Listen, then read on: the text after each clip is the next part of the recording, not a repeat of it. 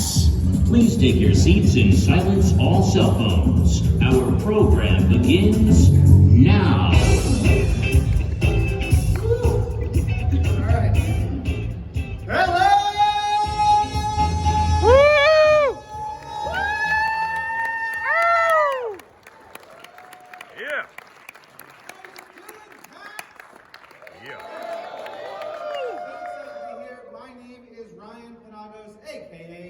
Agent M. This is my first time at PAX East, and I am so glad we could end the day in this room with all of you and with a very special Marvel mystery panel. Now, we've been teasing it. We're going to announce something here. Are you guys excited for that? Yeah!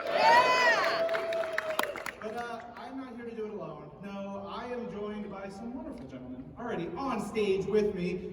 We have a slide to show you who they are. And Danny, why don't you kick us off? Tell us who you are and what do you do? Sure. I'm Danny Koo, Director of Production for Marvel Games. Hello, I'm Simon Shi, President of Netmarble US. I'm very happy to be here. Hi, I'm Mark Surak. I am the scenario writer for this project. Woo! True Believers, Bill Roseman, VP and Head of Creative for Marvel Games. Yeah! We like fun things. Danny, Billy, what are we doing here? Let's just get into some stuff. Let's just get into some stuff. So, Just jump into it. we have been cooperating with Netmarble for a mobile game called Marvel Future Fight for the last 5 years. And, as of February, there are over 120 million installed worldwide. And that's how many of you are playing. And it achieved top 10 grossing in a lot of countries as well. We released this initially in 148 countries simultaneously. So this is a very, very exciting achievement. But we're not here to talk about Marvel Future Fight. This is just to set this up. Yeah, so as Danny said, Marvel Future Fight, it's going on, it's 4 years, going on 5, and we've worked with our great friends at Netmarble even a few years before that. So we have this great relationship where we really trust each other and respect each other. And about 2 years ago, we said, well, what could be next? What could we do that would go along with Marvel Future Fight? But something that would be brand new, a new experience that the fans have never had before. And at Marvel and Netmarble, we love to do things that haven't been done before. So we said, hey, what if we create, for all the true believers around the world, an open world RPG for mobile? Oh, snap! First time ever featuring Marvel. So a little Easter egg for you. 5 years ago when we launched Marvel Future Fight, there's a trailer that Nick Fury was calling for help in the future, right?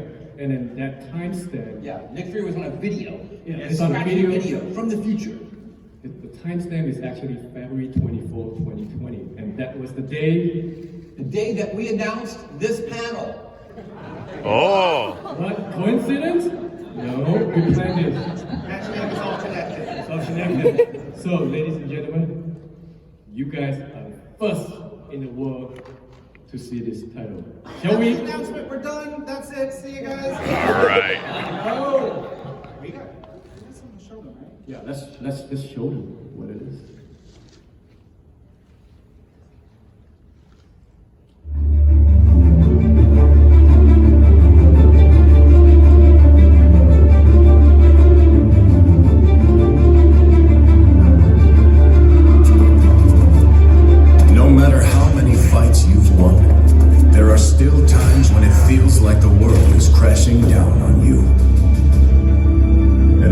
Like this, it actually is.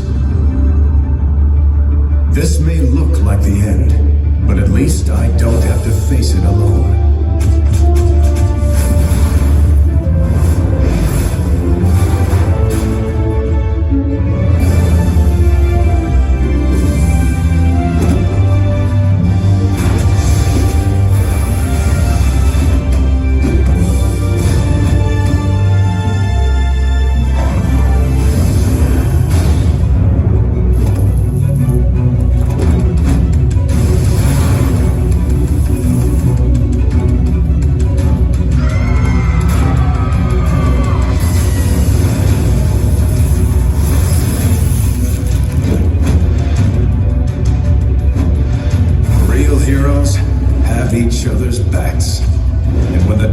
comes to risk our lives, we do it side by side, no questions asked.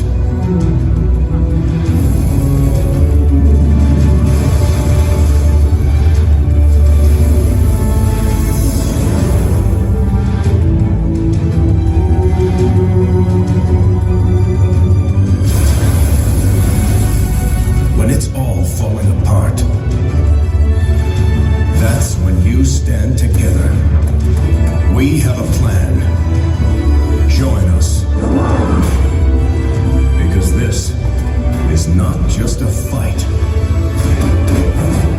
This is a revolution.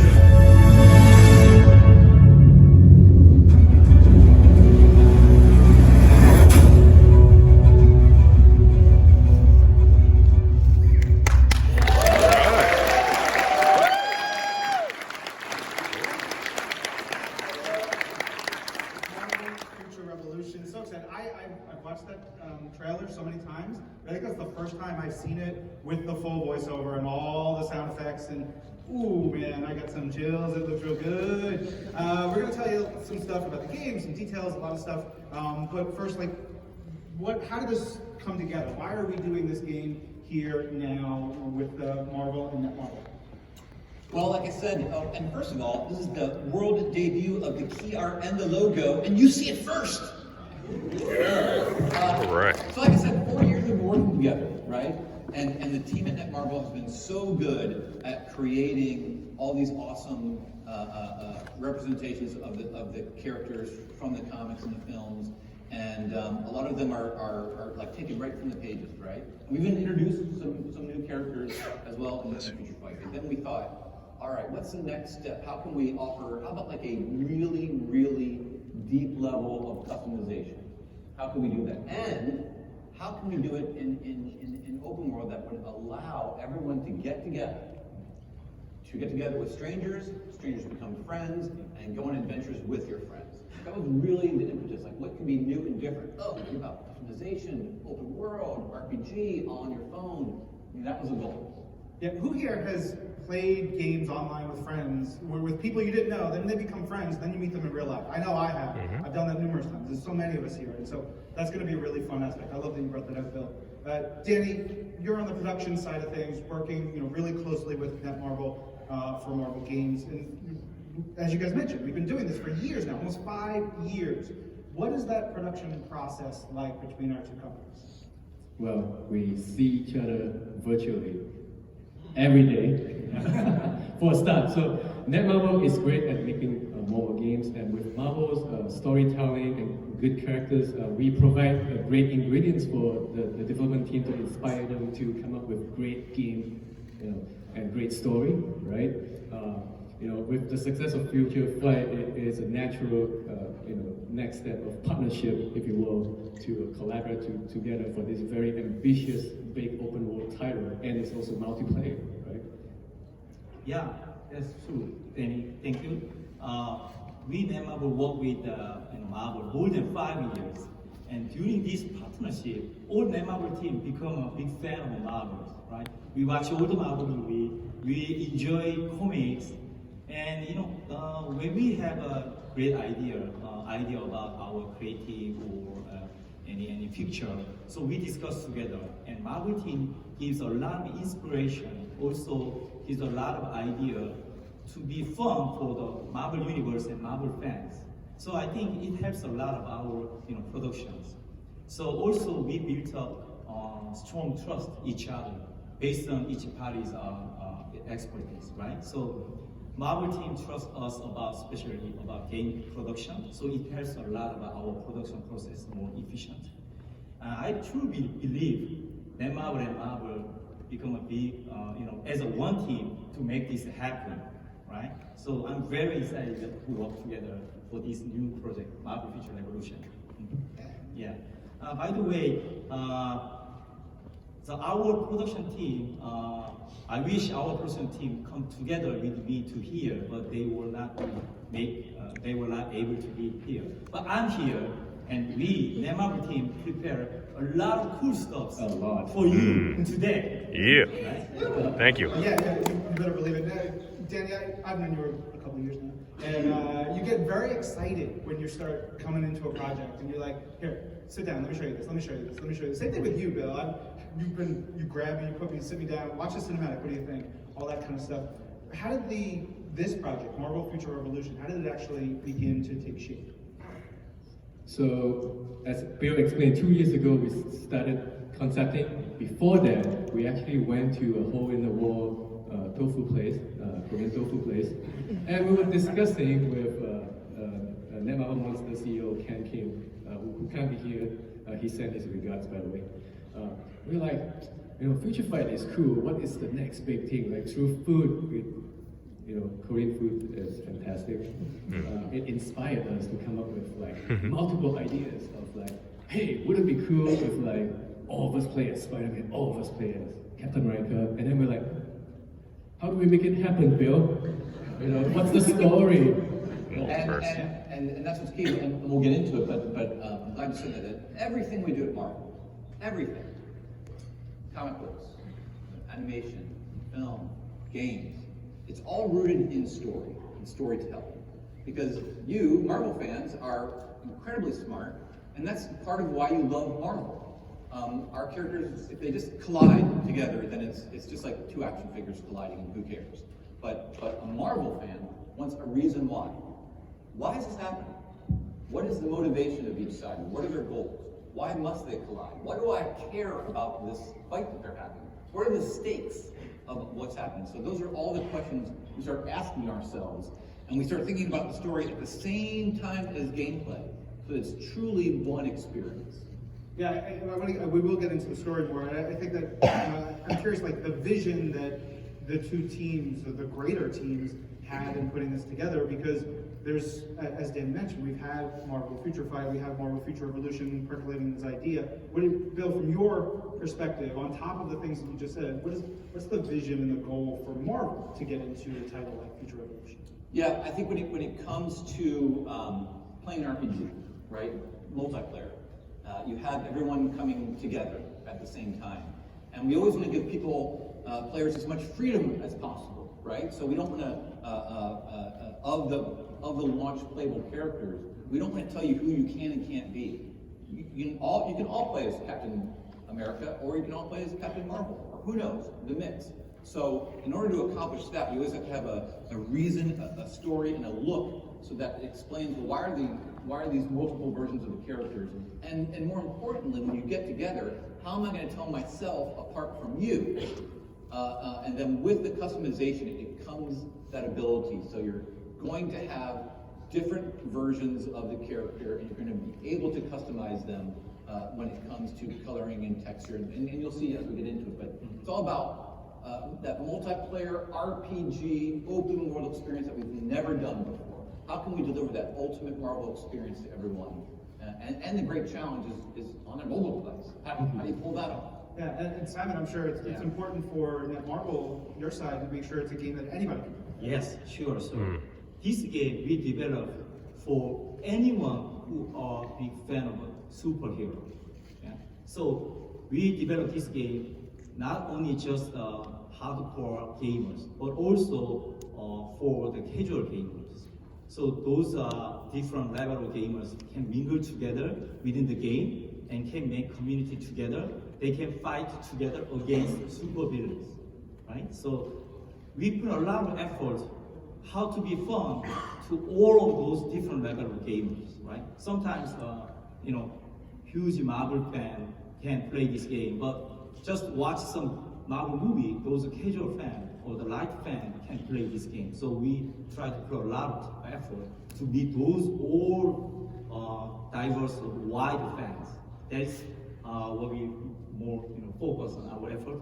And also, there's not many open world games in mobile space now, right? So we put a lot of effort to make immersive and in high quality, high fidelity open world.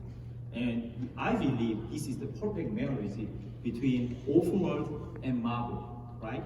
So players, you can select your favorite superhero, and then you can fly, you can fight, or you can fly as a fantastic style of each superhero. For example, You can be a Captain Marvel and you fly across the Marvel universe, open world, and then you can fight, you can blast out energy beam across the open world. Those feelings we want to deliver to you. You can do that with our games. And when you talk about making it accessible to everyone, everyone at Marvel is we're always inspired by the lessons we've learned from those that have come before us. And it was Stan Lee who said, hey, any comic could be someone's first comic book.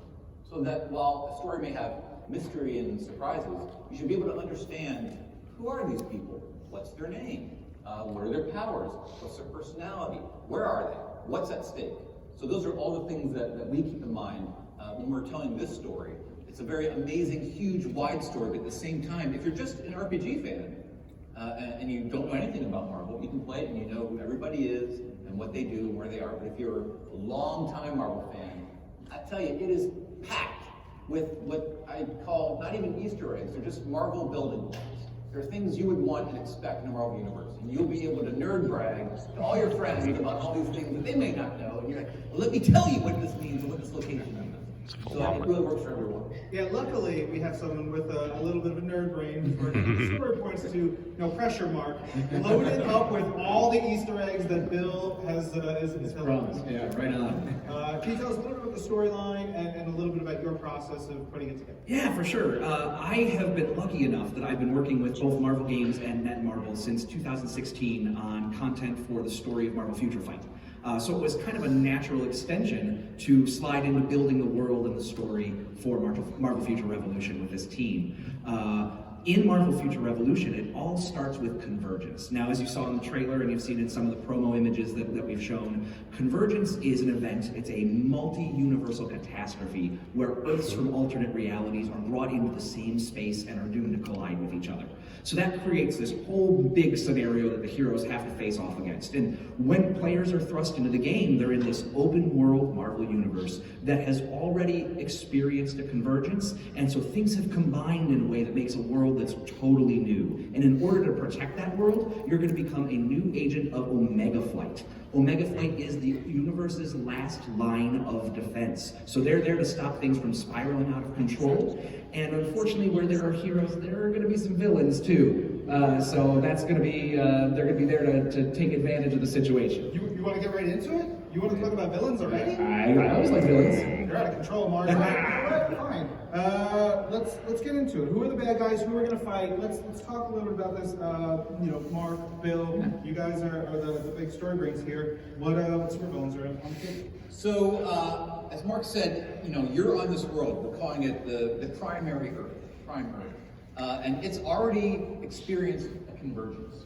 So what that means is it's our world, but it's been kind of like smushed together with others. So so that means there will be areas that are two things together. For example, we talk about Xandar. Well, we're going to see that today. So Xandar is like, what if Xandar, which is the planet, the headquarters of the Nova Corps, right? So they're the intergalactic peacekeepers. What if Xandar and Earth collided on Earth? So you have this area called Xandar that is very sci-fi and slick and futuristic. And so you would think, well, what kind of villains do the Nova Corps face? And you might find them there.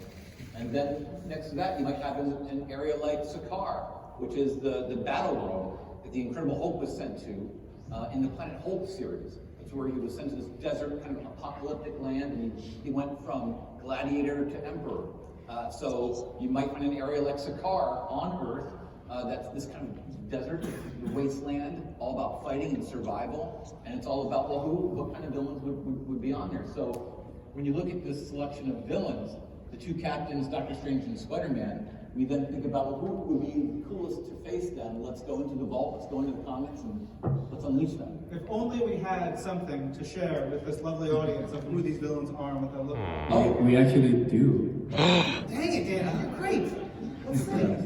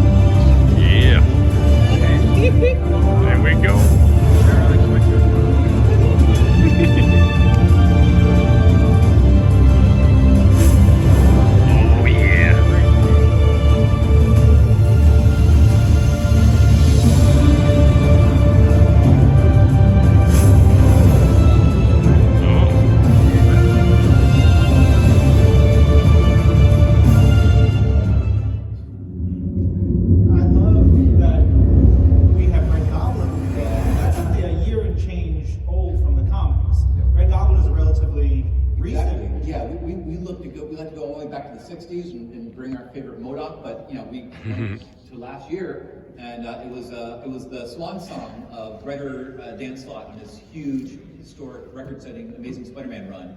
And in the story, Norman Osborn got infected with the Carnage symbiote. So he went from Green Goblin to Red Goblin.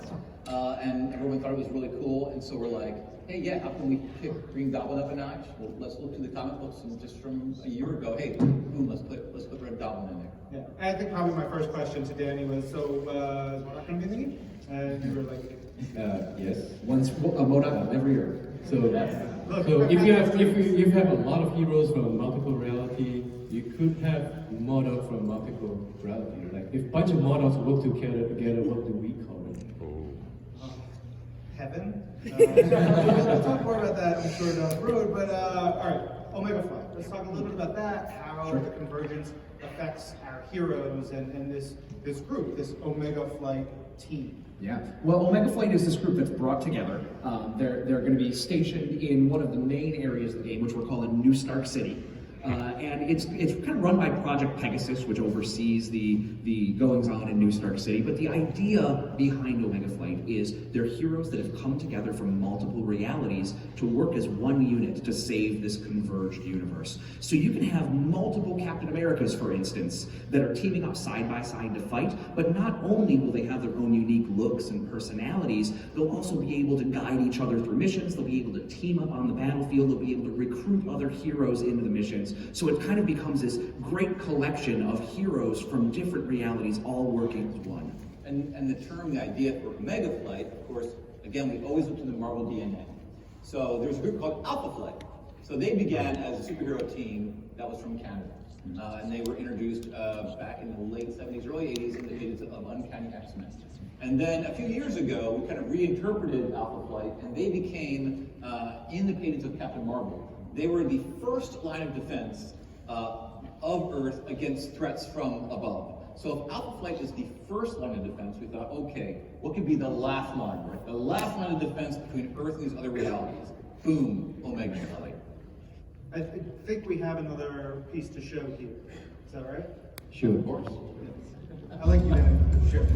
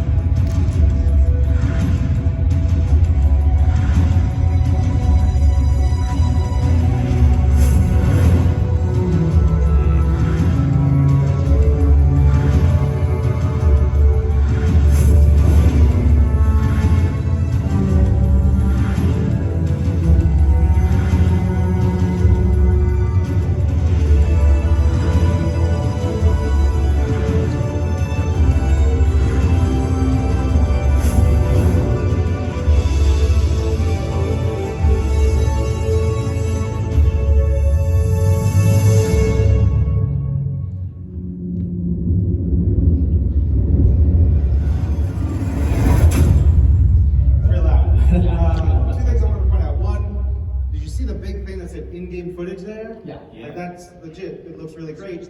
Two, this has got to be such a boon for our, the teams at Marvel to just go wild creating characters and having fun. Tim saying and other people just like getting to design new versions of characters.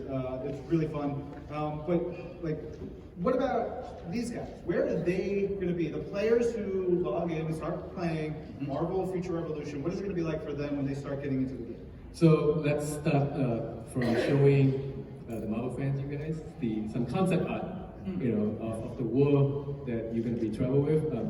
The reason we start from concept art is like, what can we visualize, and then later on making it a vast space for the players to play. So let's go through the first location is Zen Earth. So this is the headquarters cluster. Bill, explain.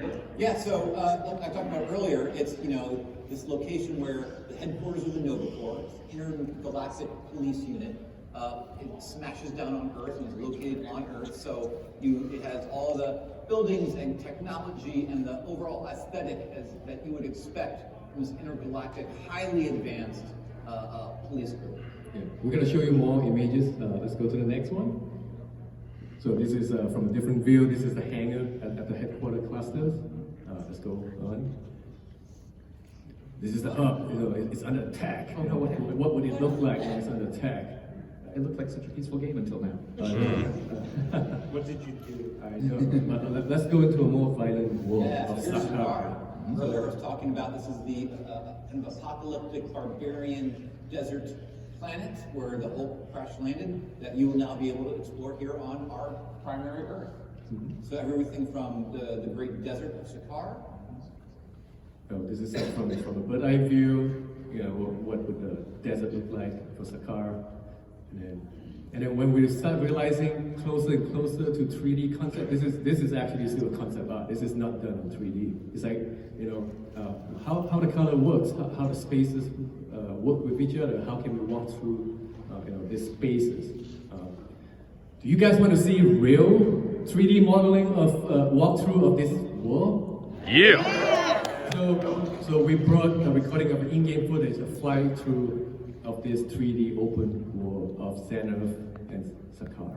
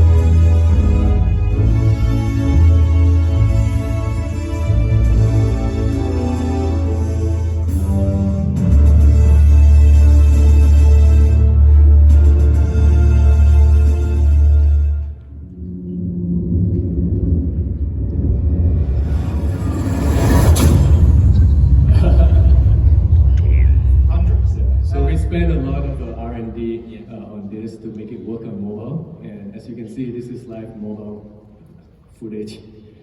It looks amazing. We want to create a high fidelity 3D. You know, if you look at it, it's like, hey, is this on PC, on console? But no, this is on mobile.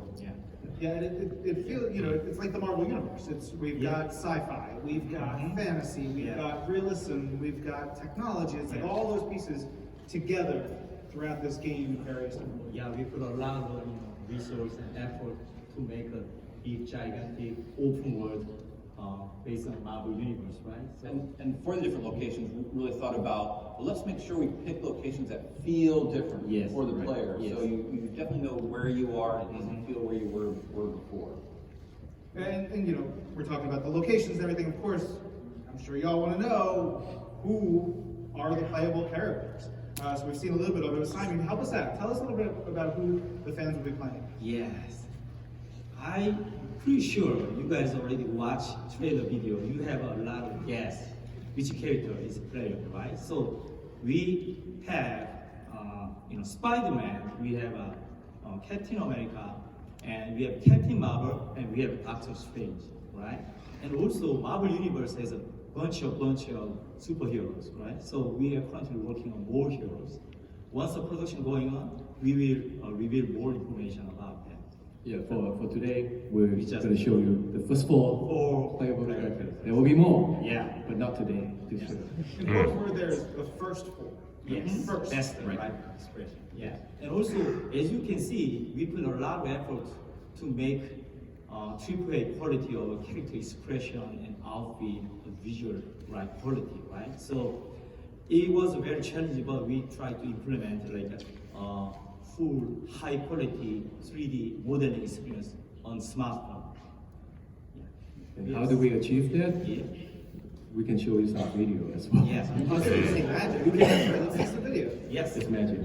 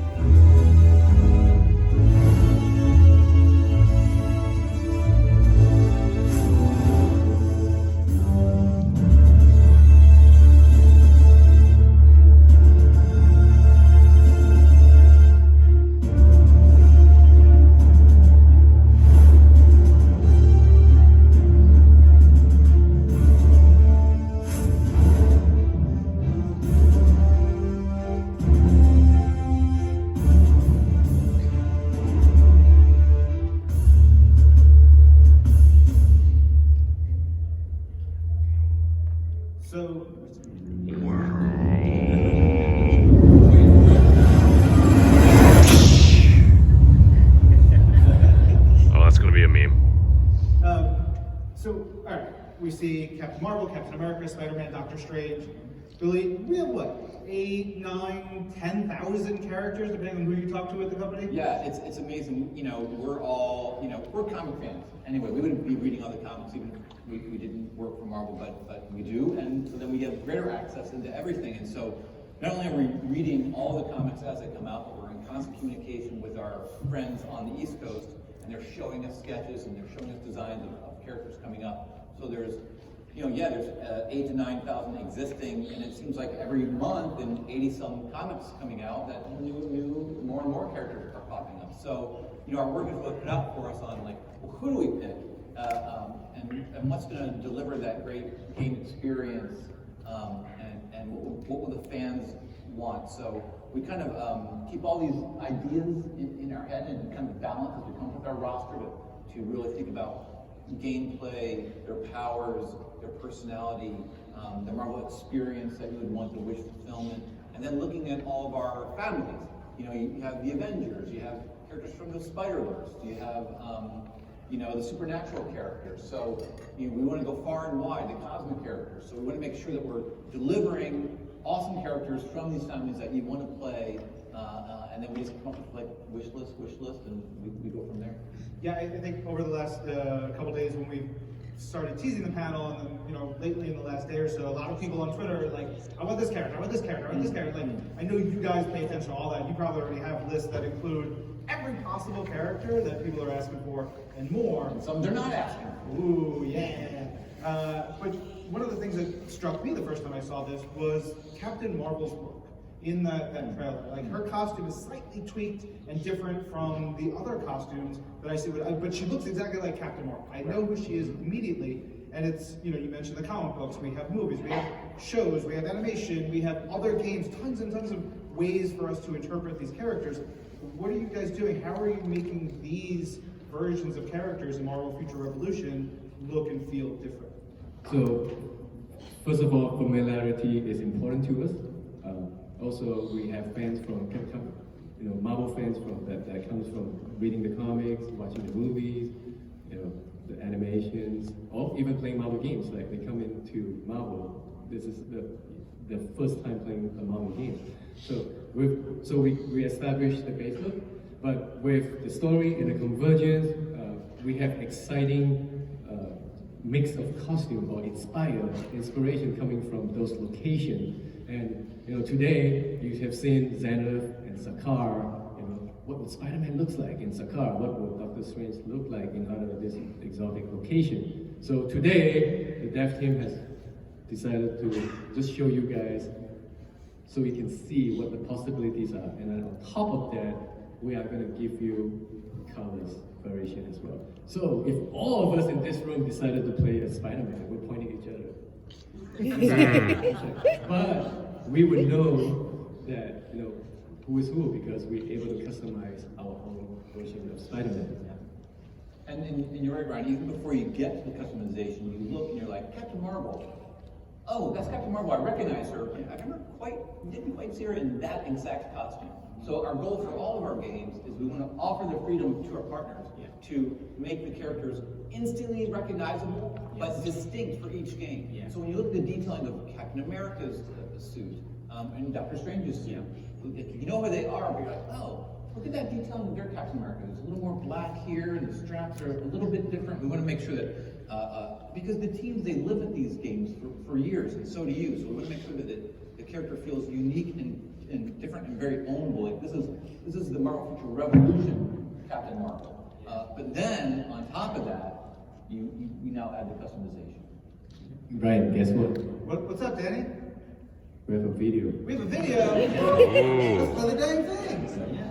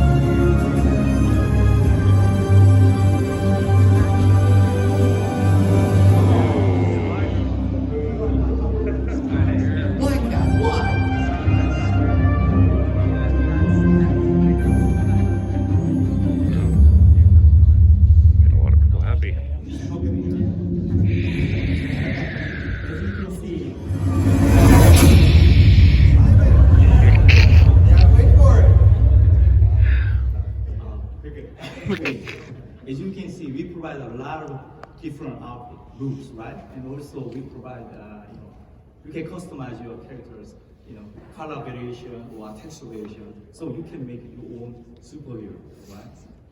Yeah. Yeah, How cool! it's gonna be awesome. How cool is it? Also, Doctor Strange was super swollen, man. Working out. Good for him. That cloak is inspired by Sakar, so we have to be swole to survive. All right, so we talked about characters, customization, worlds, stories, so many things. It's too bad though. It's too early for us to show King, because I think that would be great. Au contraire, mon frere. What? Dun dun dun. We want to show that this is a real game. It's real, my friends. It's not just designs, it's not just a few quick videos. This game exists, and we have gameplay to show. Yeah, just a short glimpse today, just to give you a taste. It's not going to be long, but we're going to show you gameplay recorded from the game. Great. Let's see it. Yeah? All right. Yeah.